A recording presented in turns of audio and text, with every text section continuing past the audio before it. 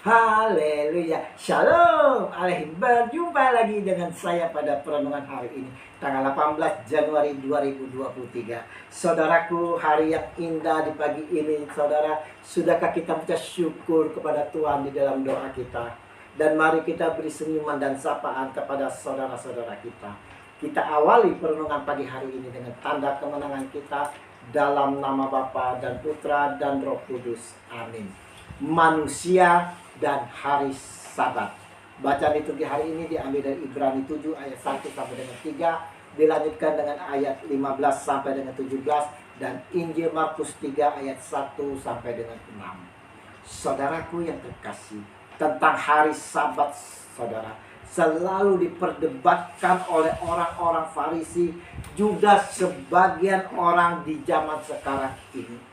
Orang-orang Farisi selalu mengintai setiap pekerjaan yang dilakukan oleh Yesus untuk mencari kesalahan-kesalahannya. Mereka mengamati Yesus kalau ia menyembuhkan orang itu pada hari Sabat supaya mereka dapat mempersalahkan dia. Markus 3 ayat 2.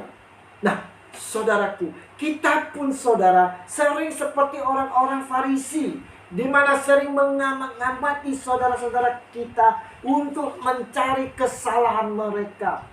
Tanpa kasihnya kita menghakimi mereka tanpa dasar, tanpa kasih saudara.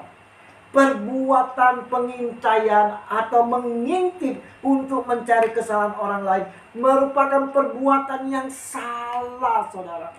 Bisa dimasukkan ke dalam dosa, apalagi menghakimi. Waktu itu saudara, Tuhan Yesus tahu bahwa hari itu adalah hari Sabat.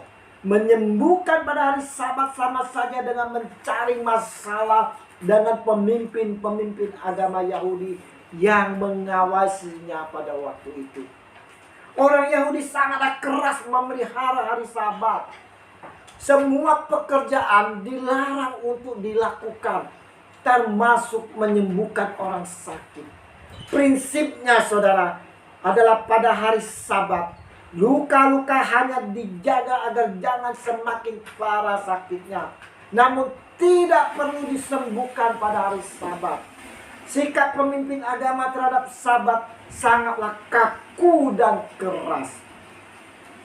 Yesus mengetahui akan hal ini, dan kondisi dari orang yang mati sebelah tangannya lah tidak membawa kematian. Kalau tunggu sampai besok juga, tangan itu tidak akan bertambah parah.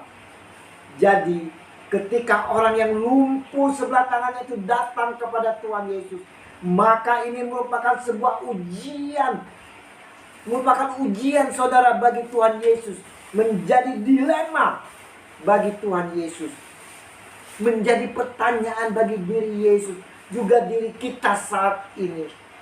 Untuk kita renungkan bersama-sama, manakah yang diperbolehkan pada hari Sabat?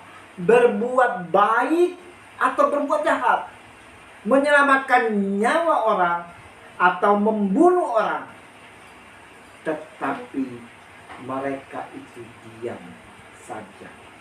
Markus 3 ayat 4. Saudaraku, kasih Yesus yang besar saudara mengalahkan segalanya saudara. Yesus tak dapat diam saja sambil melihat kesulitan orang. Sekalipun itu di hari Sabat, dia tergerak oleh belas kasihnya yang sangat mendalam.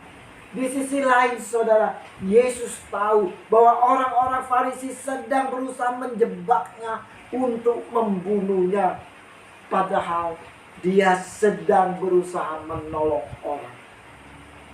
Kalau ini ada pada posisi kita saudara, kita dihadapkan di mana seorang ibu sedang mengalami dibully oleh orang-orang preman. Nyawanya terancam. Sedangkan kita ada di situ saudara. Kita sedang lewat di dekat ibu itu yang sedang dibully. Apa yang harus kita lakukan? Pastilah kita ketakutan karena masalah juga untuk kita. Kita takut nyawa kita pun terancam. Kita hanya bisa melihat dengan hati yang sedih dan berucap dalam hati, aduh kasihan sekali ibu itu. hanya kata kasihan saudara, tapi tak bertindak. Di mana kasih kita sebagai pengikut Kristus? Tentu ini juga menjadi dilema kita, bukan?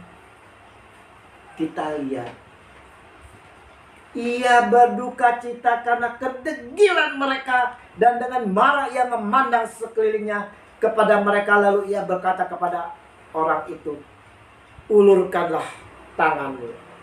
Dan ia mengulurkannya, maka sembuhlah tangannya itu. Markus 3 ayat 5. Pemimpin Yahudi itu hanya terdiam saja, saudara. Lalu keluarlah orang-orang Farisi dan segera bersekongkol dengan orang-orang Herodian untuk membunuh dia. Markus 3 ayat 6.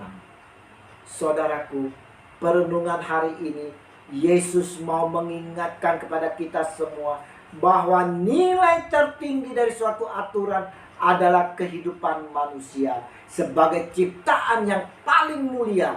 Kalau aturan yang ada pada akhirnya menghancurkan kehidupan manusia, maka aturan apapun itu harus diperbaiki demi kebaikan manusia.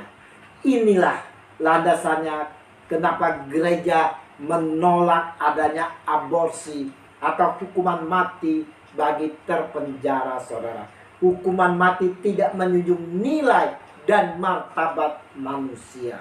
Mari saudara-saudaraku yang terkasih di dalam kasih Kristus, kita mau menjunjung tinggi kehidupan dengan saling mengasihi saudara, tidak saling menyakiti, tidak menghakimi, tidak mencari kesalahan orang lain, namun mau saling meneguhkan dan menguatkan. Yesus Tuhan, kami menyadari akan diri kami yang kesukaannya mengintai mencari kesalahan orang lain. Ampuni kami ya Tuhan. Biar Roh Kudus boleh selalu memimpin dan membimbing kami agar selalu tetap mampu berjalan menurut kasih-Mu kini dan sepanjang segala masa. Amin. Dalam nama Bapa dan Putra dan Roh Kudus. Amin. Shalom Aleichem.